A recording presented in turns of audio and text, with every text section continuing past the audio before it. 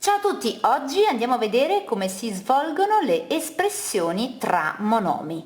Come sempre partiamo da un esercizio semplice. Ogni volta che ho le espressioni, il mio primo scopo è andare a togliere le parentesi, che siano tonde, che siano quadre, che siano graffe. Quindi andiamo a fare i calcoli. Questo lo ricopio. Ricordatevi questa regola: il più davanti a una parentesi ricopio quello che c'è dentro e tolgo le parentesi, mentre il meno davanti a una parentesi devo cambiare segno a quello che c'è dentro e tolgo le parentesi.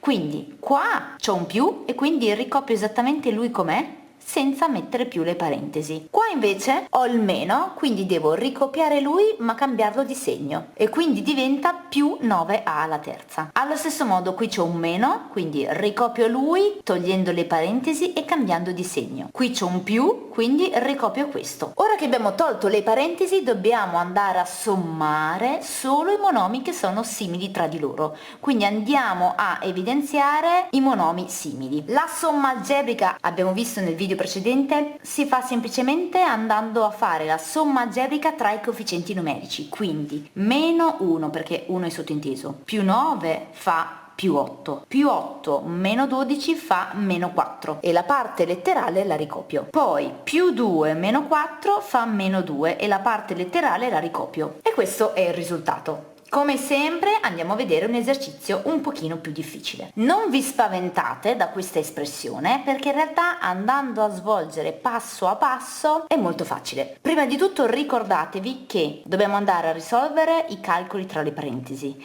e come priorità dobbiamo prima svolgere le moltiplicazioni e le divisioni. Quindi io qua ho una moltiplicazione tra lui e lui, ma qui ho una potenza, quindi la potenza viene prima, per questo 2a lo ricopio e tra parentesi prima di tutto svolgo la potenza, quindi segno meno elevato a una potenza dispari rimane meno. Coefficiente numerico 2 per 2 per 2 8. Parte letterale devo elevare tutto alla terza, quindi viene a alla terza, b alla terza. Benissimo, quindi la potenza l'abbiamo fatta. Ora qua ho una moltiplicazione tra tre monomi. Dobbiamo sempre fare il calcolo con questo ordine: prima il segno, poi il coefficiente numerico, poi la parte letterale. Quindi segno meno per meno più per meno meno. Coefficiente numerico 6 per 1 per 1 6. Parte letterale a alla seconda per a alla seconda 2 più 2 4. B per b alla seconda 1 più 2 3. Quindi tutta questa robaccia qui è diventato lui. Questo lo ricopio. Tra questi due monomi c'è una divisione, quindi di nuovo segno più per meno meno. Coefficiente 8 diviso 2 4. Parte letterale a alla sesta diviso a alla seconda, devo fare 6 meno 2 4. B alla terza diviso, qua non c'è la b, quindi ricopio b alla terza. Quindi questo è il risultato di questa divisione. Ora non abbiamo finito perché abbiamo ancora delle parentesi, quindi dobbiamo moltiplicare questo. Di nuovo l'ordine: segno più per meno meno. Coefficiente numerico 2 per 8 16. Parte letterale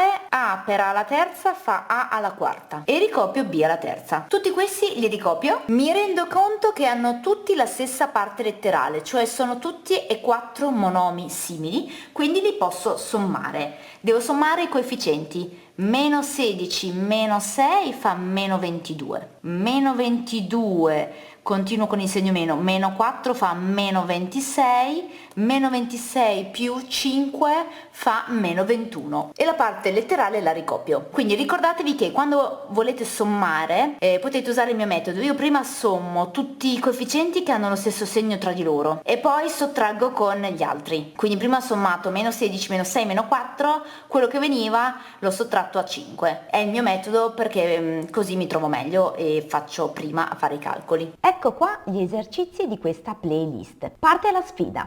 Scegli un paio di esercizi e attiva il cronometro. Vedrai che con tanto allenamento e un po' di pratica i tuoi tempi miglioreranno sempre di più. E anche per oggi è tutto. Io vi ringrazio anche tantissimo per tutti i messaggi che mi state inviando su Instagram e TikTok. Piano piano risponderò a tutti. Intanto grazie ancora, grazie per seguirmi e per la fiducia che mi date. Per me è un grande onore essere la vostra coach in matematica e diffondere in maniera semplice questa materia che nessuno ama. Ma in realtà, se non sei ancora bravo in matematica, È perché ancora nessuno te lo ha insegnato.